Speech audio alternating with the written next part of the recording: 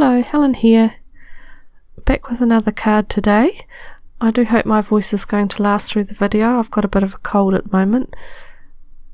I've been wanting for some time to make a card using flower stamps and make them into a wreath, so I'm going to have a go at that today. For a while now I've been wanting to buy this Wplus9 Freehand Floral stamp set, and I finally bought it, so I'm going to do the wreath with that.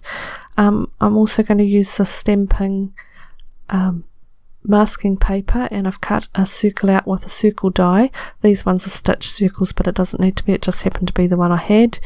And then I'm using a whole range of Ultra crisp ink cubes that I have, so I'm going to use the red Cosmos, the Glacier Caves blue set. I'm going to use the Greenfields green set, the mauve set, and also the yellow set. I'm starting off with a card panel. I intend to cut it down later, but just because I've got some pre-cut I'm going to use that, and I'm popping my masking circle into the centre of that, and then with my misty I'm going to start stamping some of the flowers around that masking area. I'm going to use the misty because some of the paler colours in the set are quite pale, so I'll probably have to double stamp them. So I'm starting off doing a triangle of the biggest rows, and I'll do all 3 layers of that before moving on to the next flower. Now the beauty of this stamp set is that you don't have to be too precise with your layers, getting them positioned right for the rows to look really lovely. Some of the other layered stamps that I've been using, you've got to be pretty correct with the positioning before the flower looks right, but this one, as you'll see, I got a few in the wrong place and it's still, the end result looked fine, so it's quite a forgiving stamp. You'll see me doing quite a bit more moving around of the magnets when I'm using the misty.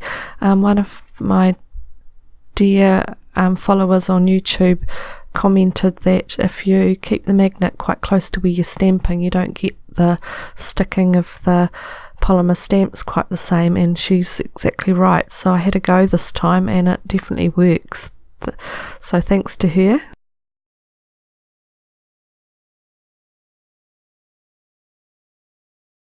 So the pink rose that I'm doing here now, I've used, the first layer is frosty pink, then I've used cotton candy out of the 4 scoop set, and then last coral berry for the 3rd layer.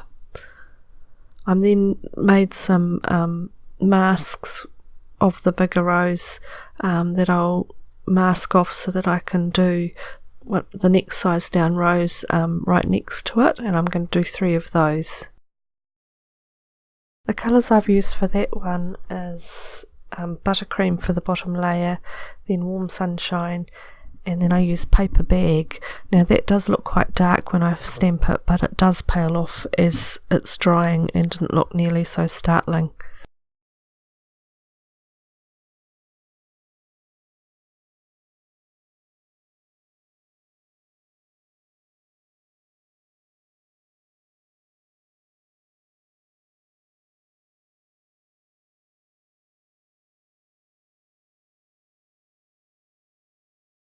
Now you'll see I did have problems with my masks.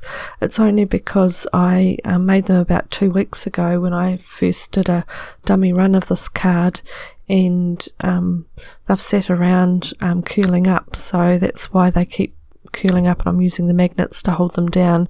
Normally if you just made them at the time it wouldn't be a problem, or if they'd been kept in the packet it wouldn't have been a problem.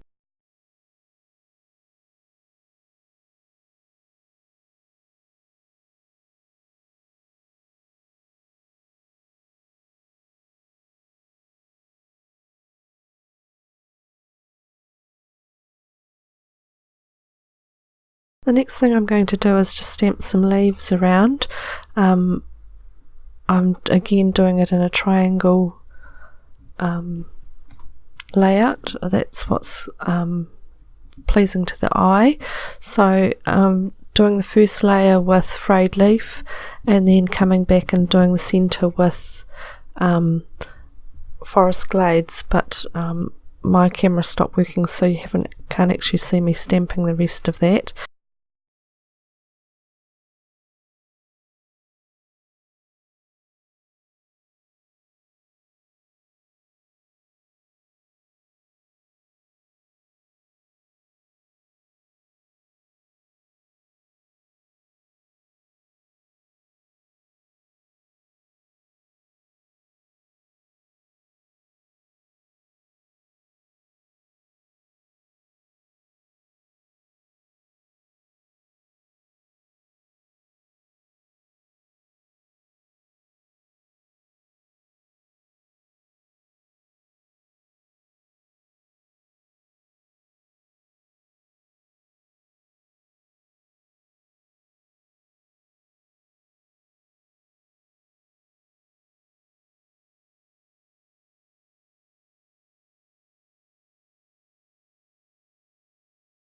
Also, I then go on and do some little sprigs and do some tiny wee blue roses around the wreath.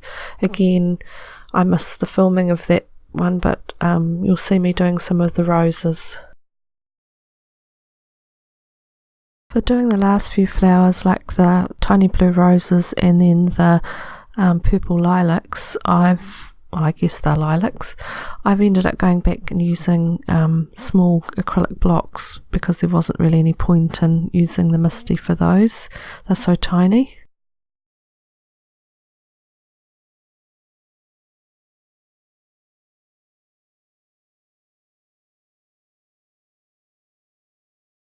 So really, once I've got the main 2 roses done and the leaves, it's really just a matter of using the smaller flowers in the set just as fillers to just fill in the gaps and kind of even out the wreath arrangement.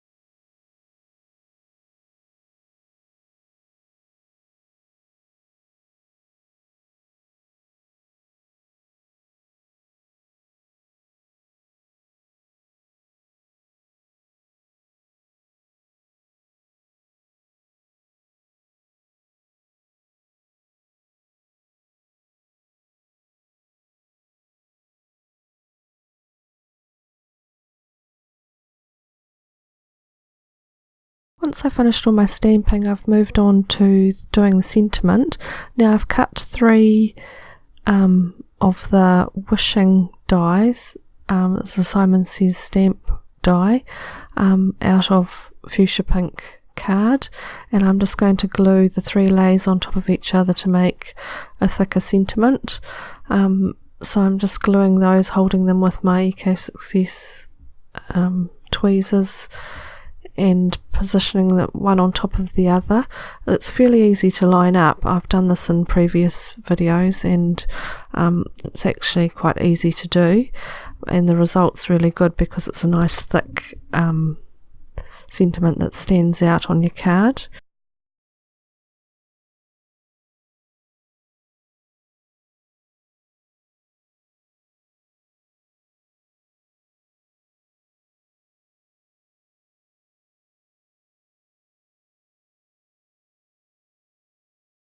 The fiddliest bit's probably doing the little dots for the 2 eyes. That took me a little bit of time to get the 3 layered on top of each other.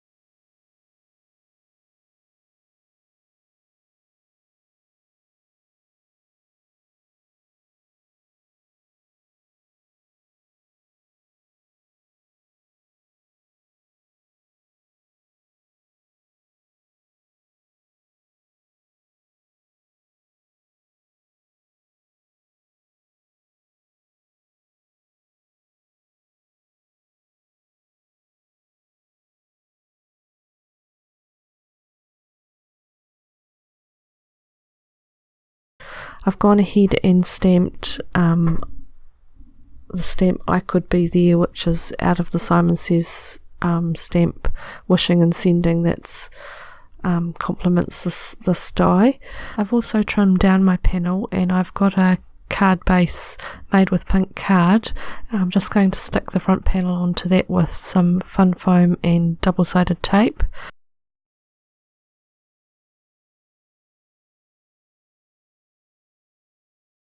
And then stick my sentiment down onto that with the same glue. And that's pretty much that card finished. I put some Nouveau carnation pink crystal drops onto that card, which matched the sentiment very well. And then I've done another version of a card with a blue card behind and the blue wishing, and I've stuck some clear sparkling sequins around that one, and that's the two cards with using the same wreath.